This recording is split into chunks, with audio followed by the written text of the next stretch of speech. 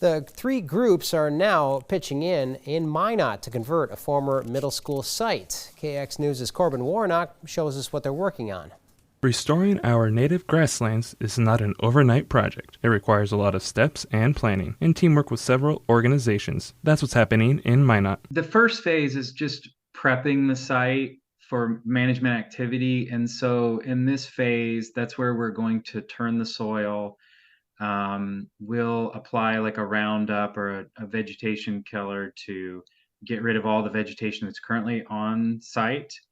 We'll do that in the spring, and then we'll turn the soil over again, apply another round of that, and then that would complete the kind of pre-preparation stage. And then they'll come in the fall and start seeding the site. There will be a mix of native grasses. Dr. Williamson explains what that means.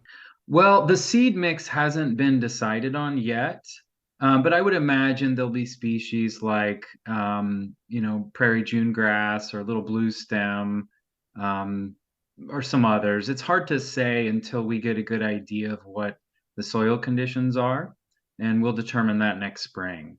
So, Phase 1 of the urban restoration project was supposed to start already, but they had to stop. Sometimes you have plans and nature changes those plans, so having the snow and the ground cold right now, we're in kind of a pause.